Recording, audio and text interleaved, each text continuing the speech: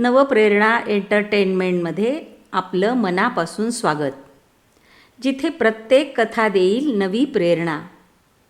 मी तुम्हाला एका खास विषयाची सफर घडवणार आहे.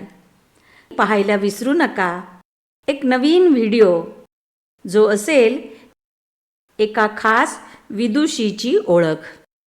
ही ओळख करून देण्यापूर्वी आपण पाहणार आहोत नाशिकची वैभवशाली सांस्कृतिक परंपरा. चला तर मग सुरुवात करूया या प्रेरणादायी प्रवासाला. आज आपण पाहणार आहोत नाशिक नगरीची वैभवशाली परंपरा आणि वर्तमान. गोदावरीच्या तीरावर वसलेली ही नाशिक नगरी देवभूमी, मंत्रभूमी, धर्मभूमी, कर्मभूमी, तपोभूमी, शौर्यभूमी आणि रामभूमी म्हणून ओळखली जाते. वैदिक काळात कृषी वैज्ञानिक गौतम ऋषी यांच्या कष्टाने ही भूमी सुजलाम सुफलाम झाली.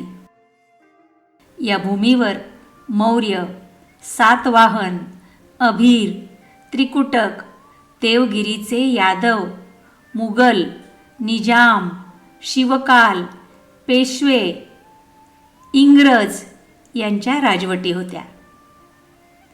15 ऑगस्ट 1947ला स्वातंत्र्याचा जयघोष करीत आज ही नगरी 21व्या शतकाच्या दुसऱ्या दशकात मार्गक्रमण करीत आहे.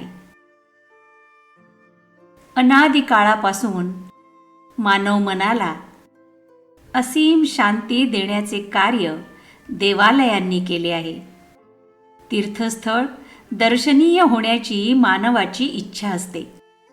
ऋषीमुनी आणि संत यांच्या जप, तप, व्रत, यज्ञ, हवनामुळे ही भूमी पवित्र तीर्थक्षेत्र बनली आहे. भारतात अनेक तीर्थस्थळे आहेत, जी भारताच्या गौरवगाथेचे गान करतात. ब्रह्मांड पुराणात 5 प्रमुख तीर्थस्थळांमध्ये नाशिकचे नाव प्रथम आले आहे. त्याचा श्लोक असा आहे: नासिकंच प्रयागंच नैमिष पुष्कर तथा पंचमंच गया क्षेत्रम श्रेष्ठ क्षेत्र न विद्यते.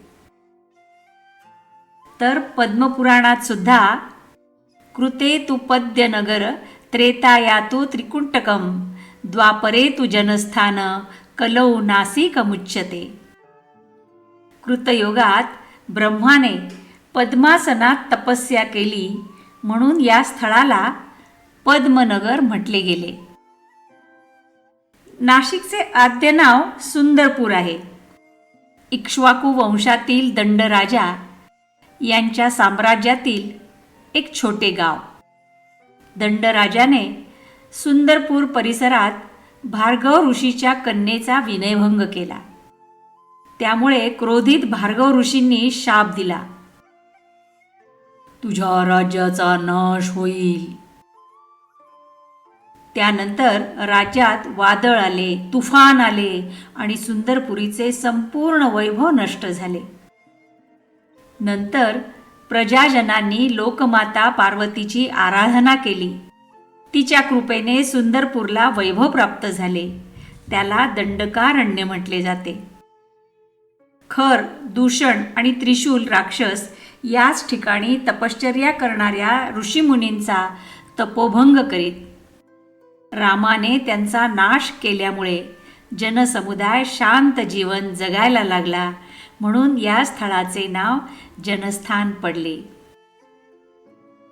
नाशिक नावाची उत्पत्ती कशी झाली याबाबत 2 आख्यायिका मोठ्या रंजक आहेत.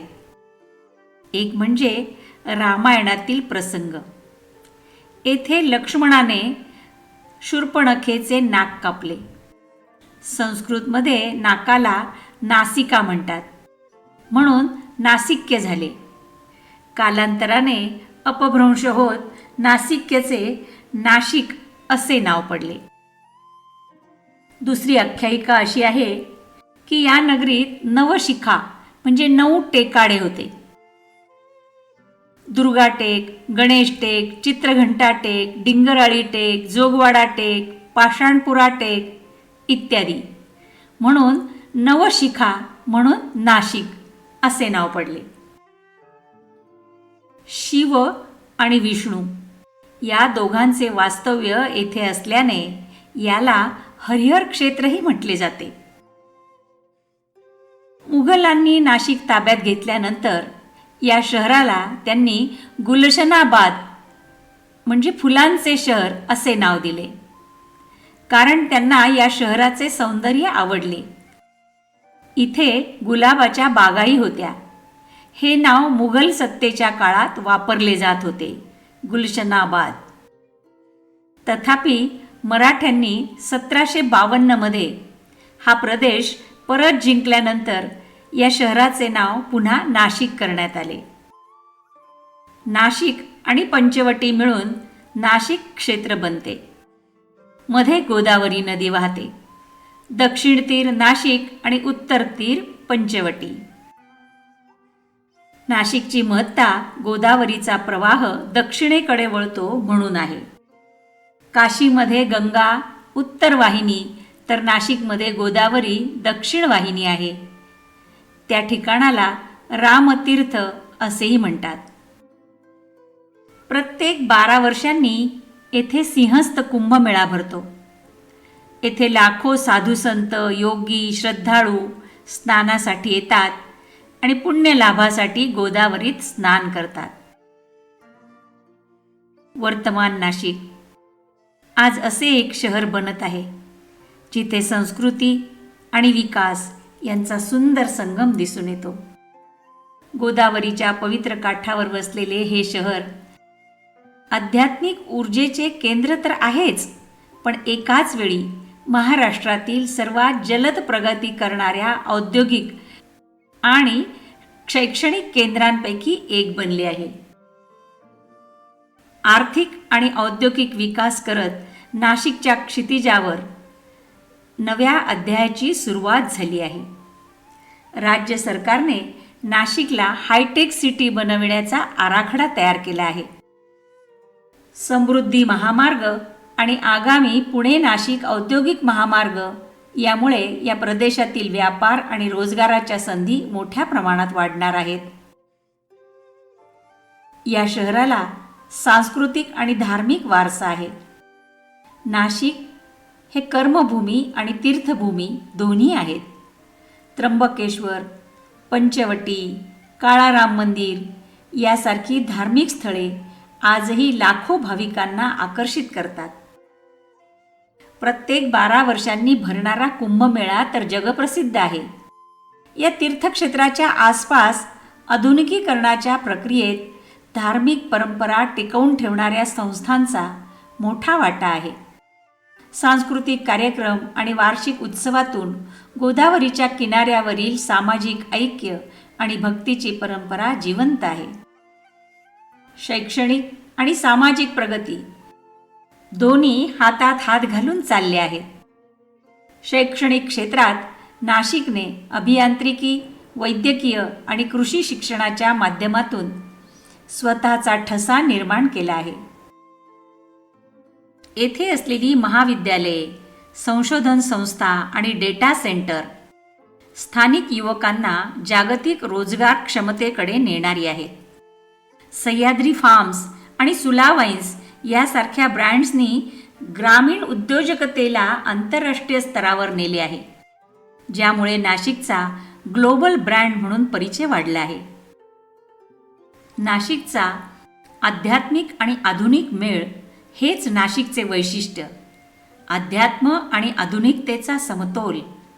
तीर्थाटन, शिक्षण, उद्योग आणि सेवा क्षेत्र या सर्वात स्थानिक परंपरांचा सन्मान राखत प्रगतीची दिशा ठेवली गेली आहे. गोदावरीच्या प्रवाहासारखाच या शहराचा विकासही अव्याहत आणि प्रवाही आहे. पारंपरिक वैभवाला आधुनिक दृष्टी देणारा. त्यामुळे नाशिक आजही भारताच्या ऐतिहासिक आणि सांस्कृतिक गाथेचा सजीव भाग आहे, जिथे शांतता, अध्यात्म आणि प्रगती एकत्र नांदतात. पुढील भागात पाहूया नाशिकच्या विदुषी. धन्यवाद. या होत्या महाराष्ट्राच्या सामाजिक, राजकीय आणि सांस्कृतिक क्षेत्रात आपली छाप सोडणाऱ्या नाशिकच्या प्रभावी स्त्रिया, अर्थात नाशिकच्या विदुषी. मूळ लेखिका डॉक्टर विद्या केशव चिटको. निर्मिती नवप्रेरणा एंटरटेनमेंट. मराठी भाषांतर आणि वाचक स्वर ॲडव्होकेट प्रेरणा देशपांडे. मित्रांनो, असेच नवनवीन व्हिडिओ ऐकण्यासाठी, बघण्यासाठी आपण माझ्या नवप्रेरणा एंटरटेनमेंट या यूट्यूब चॅनलला सबस्क्राईब करा, लाईक करा आणि शेअर करा. तुमची ही छोटीशी कृती मला खूप आनंद देते आणि नवनवीन व्हिडिओ बनवण्याची प्रेरणा देते. धन्यवाद.